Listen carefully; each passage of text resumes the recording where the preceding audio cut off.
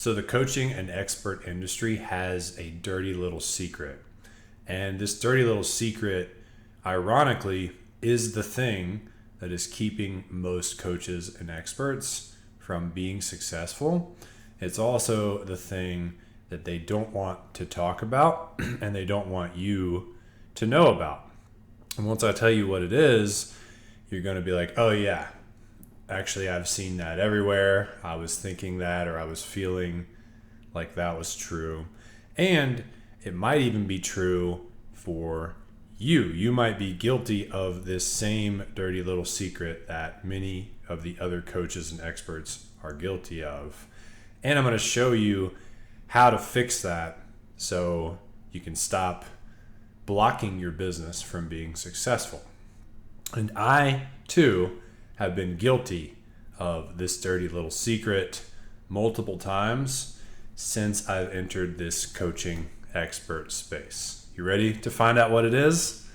So the dirty little secret is that probably at least 50% or more of online coaches, experts, consultants, etc., they cannot actually deliver on the promises and the offers that they say they can. The stuff that they are claiming that they can do for you, they can't do. And they can't do it in their own business. And it's all a sham. And really the only way that they're going to ever, make 10 grand a month is by selling a package on how to make 10 grand a month. And then if you pay them, then they will hit their goal. And it's funny. Once I had been in this industry for 5, 6, 7 years, I saw it like it was crystal clear to me. And I realized that this is actually a big problem.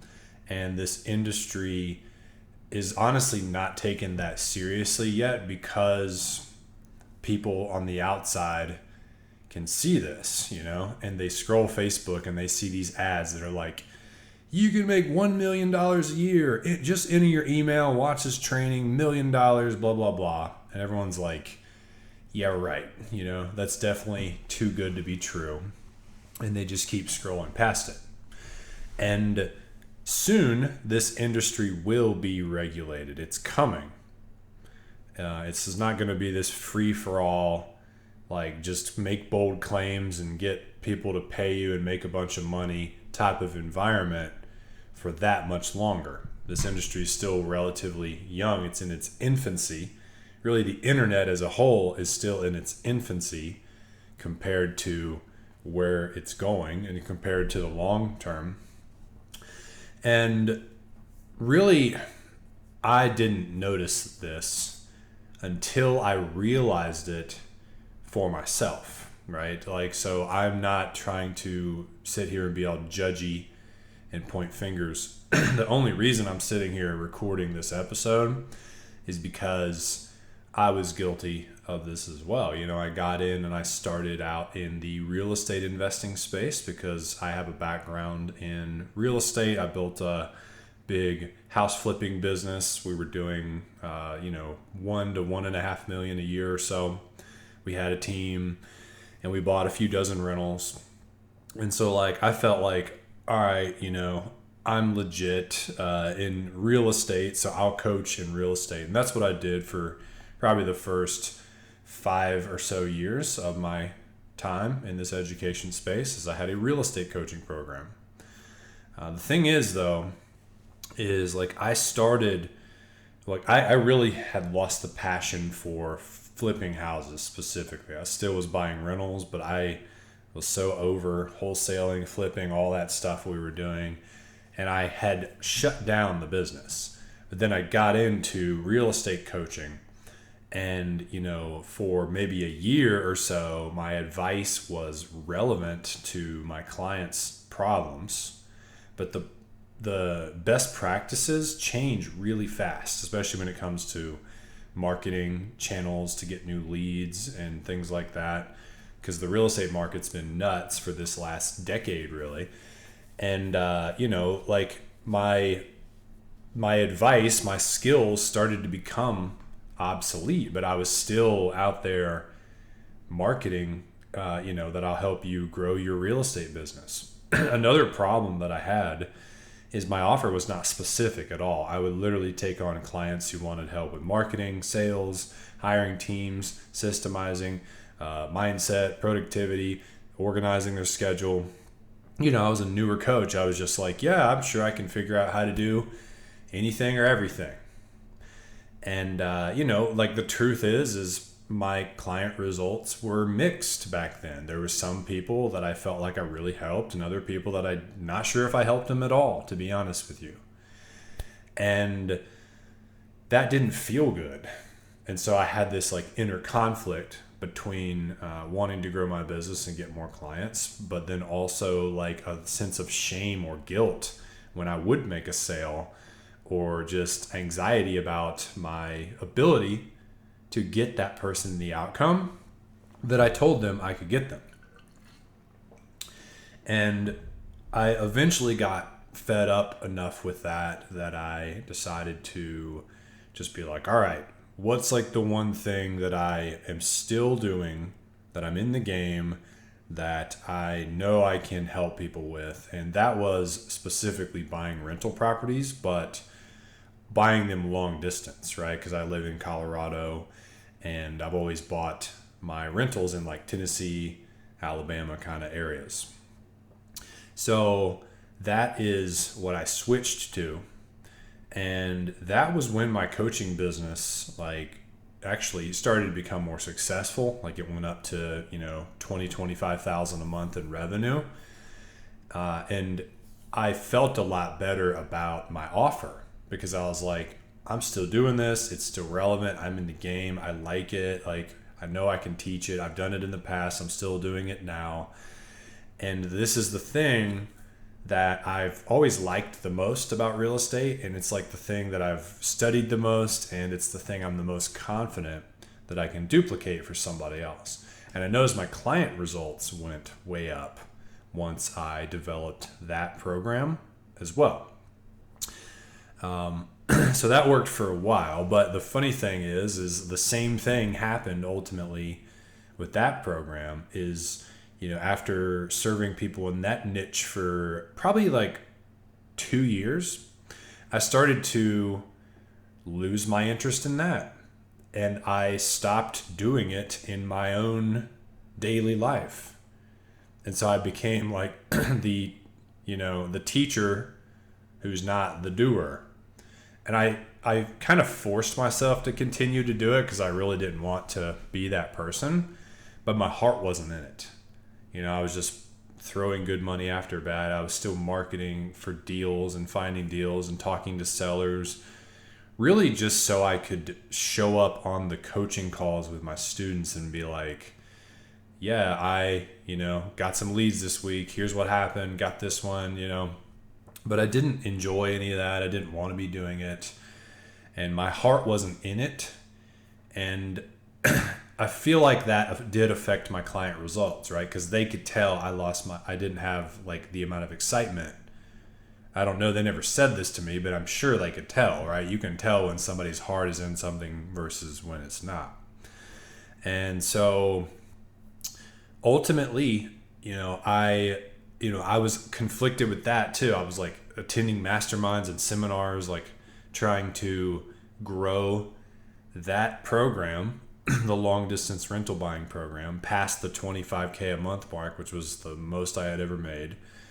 And then the other hand, I was like burned out and tired of it, and I didn't want to do it anymore. And I didn't feel quite right about taking more people's money when I knew in my heart there was probably other people who would serve them better. Not that I couldn't serve them or that I wasn't getting people results, but when you just know that someone else out there cares more about your thing than you do, and they're more involved in the day-to-day, and they're doing it more in their own personal life or whatever, then how can you not, like in good faith, refer them to that person versus take them on as your own client? And so ultimately, I had to shutter that business that was doing 6 figures a year, and everyone said I was crazy.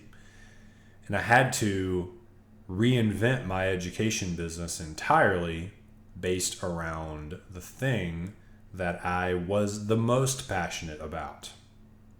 And that is the online education business.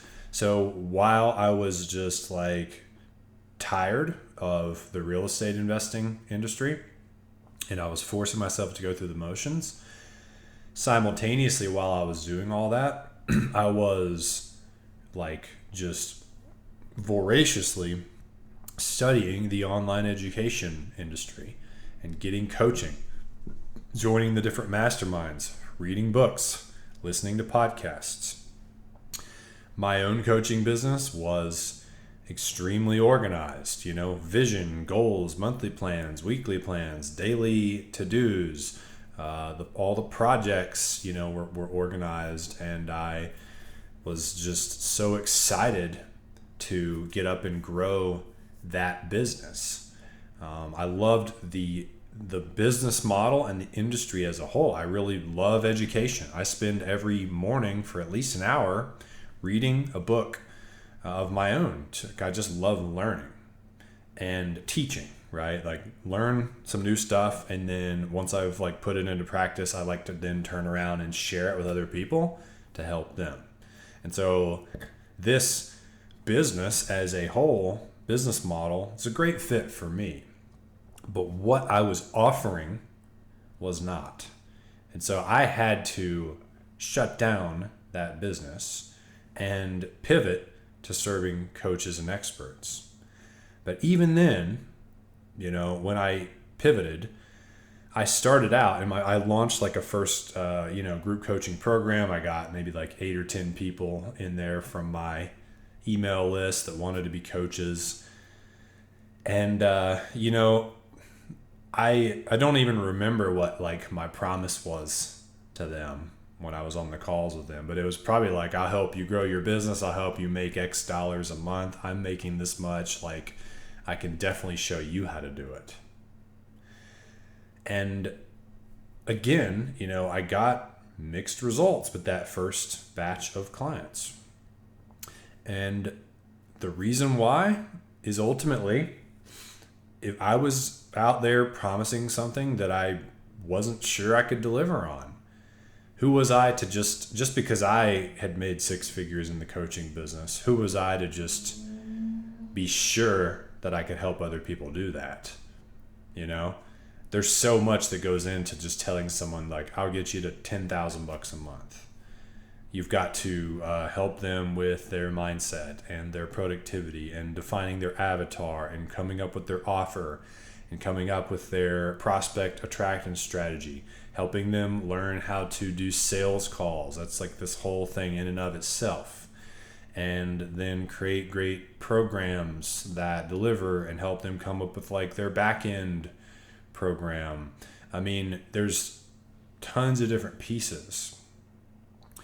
And there's entire programs that are dedicated to just one of those pieces, like building your offer or coming up with your program or learning how to get better at sales.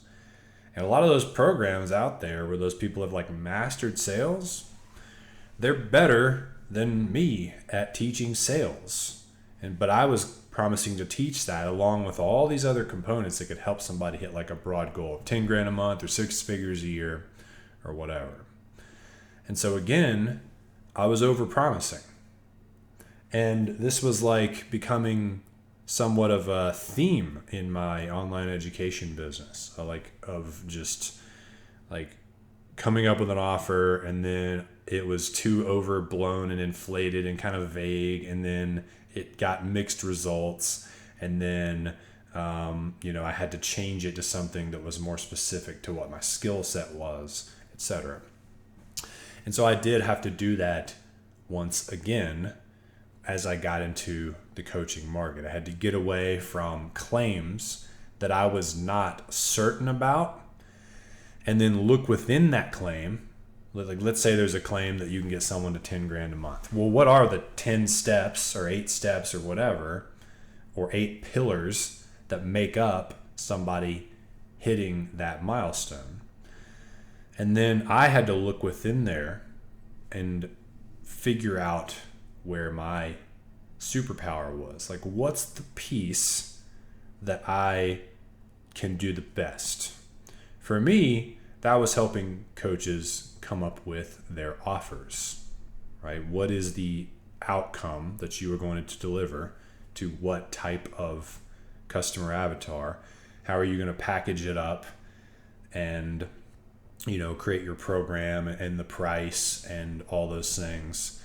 And honestly, it was through my own story of coming up with offers that were not right for me and then getting in alignment with what I can truly help people with that my latest program was birthed. And a big part of it is helping coaches and experts like yourself to avoid what I started this episode out with, the industry's dirty little secret.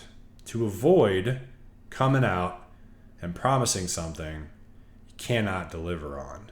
Because no matter what type of marketing or sales or whatever, you can throw as much gas on the fire as you want.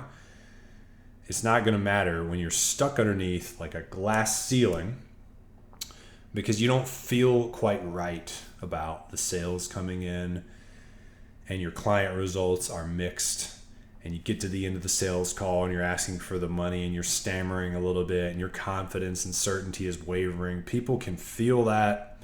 They're not going to give you the money, and they shouldn't if you're telling them you can do something that you're not sure you can do.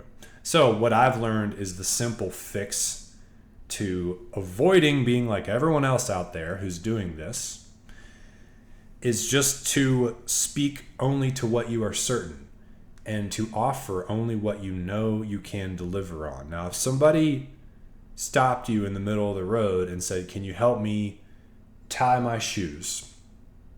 would you be nervous or lack confidence or certainty that you could help them tie their shoes? No, you would just bend down, tie their shoes, and move on. Now, what we do in the coaching industry, of course, is more complex than that.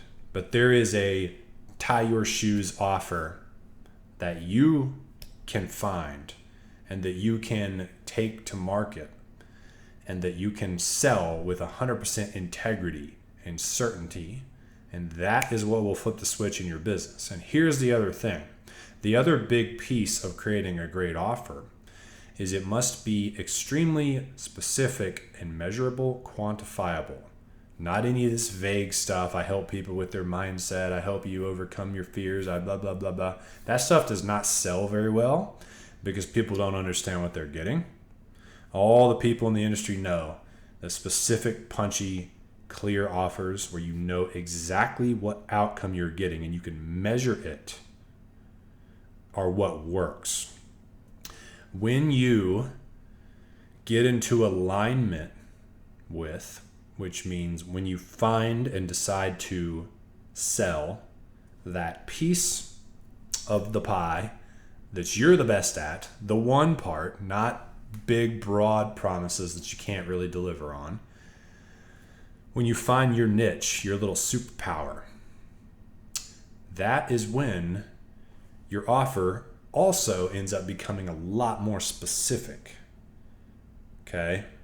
You might be out there offering to help coaches create and sell their online courses or something like that. I'll help you, make $100,000 a year selling your course.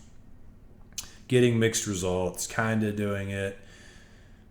But then when you look at it, you're like, oh, the part of this that I'm actually the best at is the creation of the course itself. I just know how to create the material, organize it, bullet points, put it on a presentation, the way to present it, the way to outline the course, how to build the course inside of Kajabi and make it really punchy and amazing, like better than any class or course or they've ever taken before.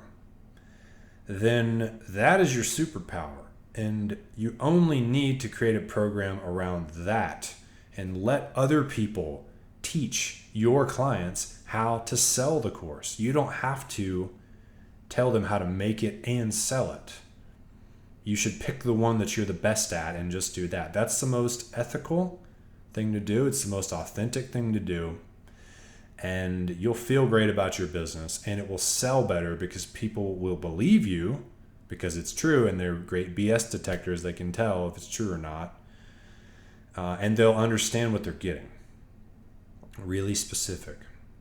So I hope that helps, guys.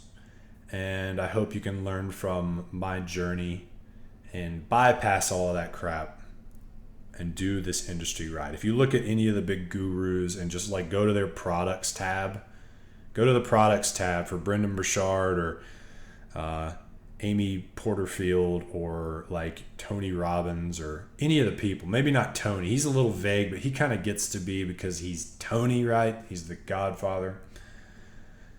But most of the people who are at the top of the industry, their courses that you buy are like how to start your Facebook group, how to grow your email list, how to launch your online course. They're very specific, quantifiable, measurable outcomes. They're one piece of the puzzle. And they're doing more revenue than all of us listening to this combined. Why do you think they chose to do that? Because it works. It works. It works from a marketing perspective, but it's also the ethical thing to do. Hope that helps, guys. If you want a more comprehensive training on how to build your offer in such a way that it's very authentic to your superpower, your specific skill set, and so that you're not over-promising, go to brianelwood.net/offer to watch my offer building masterclass. In that, you're going to learn exactly how to make your offer authentic to your skill set, very razor sharp, specific. And I'm also going to share with you what was a huge weight off my shoulders, which is that you don't have to stick with one offer forever. And just because I'm asking you to commit to this niched down offer, that will just be one of the sequential programs and products that you can build to help your customers ascend. Once I learned that, I was way more willing to commit to one specific thing right now because I didn't feel limited anymore. So go to brianelwood.net/offer. Check out the free training. You'll be glad you did. Thank you guys for tuning in. And as always, to your success, I will see you soon.